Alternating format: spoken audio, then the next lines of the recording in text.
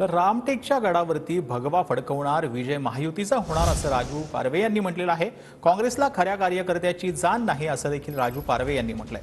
रामटेक ही जागा शिवसेना लढवणार असल्याचं देखील राजू पारवे यांनी म्हटलंय।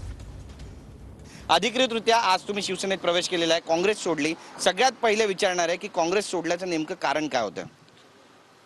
मी कुणावरतीही टीका टिप्पणी करणार नाही, पण काँग्रेसमध्ये कुणाचं पायपूस कोणाच्या हातात राहिलं नाही आहे। ज्याला असं वाटते त्या पद्धतीनं नेतृत्व करण्याची पद्धत त्या काँग्रेसमध्ये झाली आहे। मी एक सामान्य कार्यकर्ता आहे, ज्या पद्धतीनं मागच्या 4.5 वर्षात मी माझ्या विधानसभेत काम करत आहे आणि जिल्ह्यामध्ये काम करत आहे। काही लोकांना खूपच नव्हतं की बा एक चांगला कार्यकर्ता त्या जिल्ह्यामध्ये काम करत होता। काही लोकांच्या अडचणी होत्या। मला असं वाटते महाराष्ट्रामध्ये सुद्धा कोणाचं पायपूस कोणाच्या हातात राहिलं नाही आहे। रश्मी बर्वे यांना काल काँग्रेसने उमेदवारी जाहीर केलेली आहे, त्यामुळे रामटेकमध्ये या लोकसभा निवडणुकीमध्ये रश्मी बर्वे विरुद्ध राजू पारवे असा सामना रंगताना दिसेल आणि विजय नेमका कुणाचा होईल?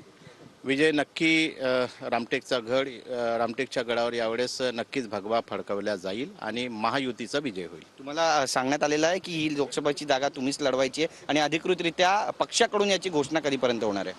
ते होईल, आज उद्या होईल। माझं त्यांच्याकडून पक्ष नेतृत्वाकडून ठरलं आहे की ती लोकसभा निवडणूक मी लढणार। नक्की, धन्यवाद आमच्याशी बोलल्याबद्दल। कॅमेरा पर्सन अमित शिगवणचा गिरीश गायकवाड, TV9 मराठी, मुंबई।